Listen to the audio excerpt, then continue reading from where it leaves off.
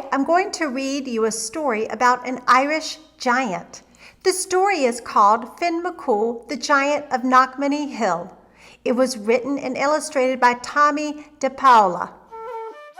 In olden times, when Ireland's glens and woods were still filled with fairies and leprechauns, giants, too, lived on that fair Emerald Isle. One of the finest of those big folk was Finn McCool, who was wed to the lovely great lass Una. They made their home on top of the Knockmany Hill. Now, as any good giant, Finn McCool had his work to do, so he was often away from home. Lovely Una didn't seem to mind, for there was plenty to keep her own hands busy, spinning, knitting, and even giving a pretty touch to their great house. Life was very pleasant indeed. One morning, when Finn McCool was busy working with his kin, building a causeway to Scotland, the word came that Cuchulainn was coming. Cuchulainn was a giant too, and without a doubt, the strongest in that part of the world. When he walked, the very earth trembled, and with one blow of his fist, he had flattened a thunderbolt so it looked like a pancake. He was so proud of that feat that he kept the thunderbolt in his pocket to show all just how strong he was. Every giant in Ireland had been given a good beating by Cuchulainn. Every giant, that is, except Finn McCool. And Cuchulainn swore by the green that he would never rest day or night, winter or summer, until Finn McCool was added to his list. So far, Finn had been smart enough. He kept moving about whenever he heard that Cuchulainn was in the neighborhood. But this time, Cuchulainn was sure to get him. So Finn left the causeway and sped off for Knockmany Hill, his house, and his darling Una. "Finn, me love," said Una, greeting him at the door. "What brings you home so early from your work?" "The chance to get a sight from you, my sweet thing," said Finn. Since he was as honest as the summer day is long, he added, "and to keep out of the way of Cuchulainn. He's after me." Una soothed her husband. She brought him his slippers and lit a pipe for him. She stirred up the peat fire so it would be cozy. Then she set down a huge mug of stout and cut a gigantic slab of soda bread for her dearie. "Finn, husband of mine, enough is enough," said Una, as gently as she could. "For years you've been hiking around from one place to another to avoid this Cuchulainn. Why, you even built our house high on this windiest of hills so you'd be able to spy him coming. You'll not get a moment's rest until you stand fast and face him." I'll be getting plenty of rest if I stand fast and he knocks me down. I don't have the heart to face a man who can make a young earthquake just with his walk and who carries around a flattened thunderbolt in his pocket just to prove his strength.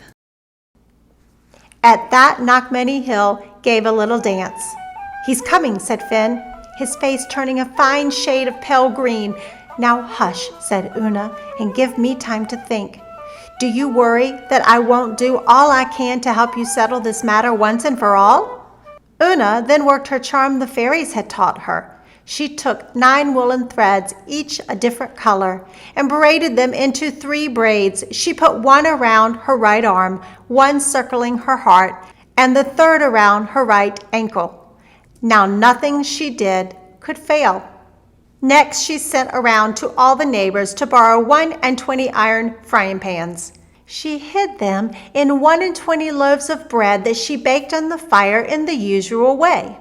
She set them in the cupboard with some bread she had baked the day before. She then took a pot of milk and made it into fresh wet cheese and put it along with some white stones at the foot of the cradle she had made up. "Now, my darling," she said, handing Finn some baby clothes, "put these on and do everything just as I'm about to tell you. And remember," she said at the last, "Cuchulainn's strength lies in the brass finger he has on his right hand. Now, quick into the cradle, because I hear that man mountain at the door." "All right, woman," bellowed the giant at the door. "Where's that coward Finn McCool that I've been chasing after all this time?" "Well, well," said Una with her sweetest smile. "Now isn't that a shame? Finn was off working on the causeway when some important family affair called him away, but he'll be home by tea time, so why don't you just come right in and sit down?" Poor Finn trembled in the cradle. "See this?" Cucullin said, pulling what looked like a pancake out of his pocket. "This was a thunderbolt until I caught it and flattened it, and that's what I'm going to do to Finn McCool too." "Tusk, tusk," said Una. "That may not be as easy as you think. Finn McCool's a big broth of a man. Why, take a look at our little baby, and you might be getting an idea of the strength and breadth of Finn himself." Cucullin peeked in the cradle. "Cheer up," said the huge baby, looking back at him. "My," said Cucullin, "what a big boy." "While you were waiting, why not have a bite to eat?" said Una. She put some loaves of bread on the table, along with a can or two of butter and a pile of cabbages. Cucullin, who was as much a glutton as he was a bully, popped a loaf into his mouth and took a huge bite, right down on one of the frying pans. Clang! "Yow!" shouted Cucullin. "What kind of devil's bread is this? Here are 2 of my teeth out." "That's Finn's bread, the only kind he eats," says Una. "Is it a bit too tough for you?" "Too tough for me," shouted Cucullin. "I should say not. Just give me another." Cucullin chomped into another loaf and into another frying pan. "I'll not have a tooth left in my mouth, woman. There's 2 more out." Cucullin hollered even louder. The baby began to holler too. "Hungry, hungry, hungry!" "Ah, sweet dumpling," said Una, and she handed baby Finn a loaf, and because there was no frying pan in it, Finn ate it right down. "More," said the baby, and he gobbled up another loaf. "He seems a strong lad," said Cucullin, getting a little worried. If this was the baby, the father must indeed be a bit stronger than Cucullin thought. "Ah, yes," said Una, beaming. "Why, instead of dollies, he loves to play with those white stones there in his cradle. Show the nice man, baby dear."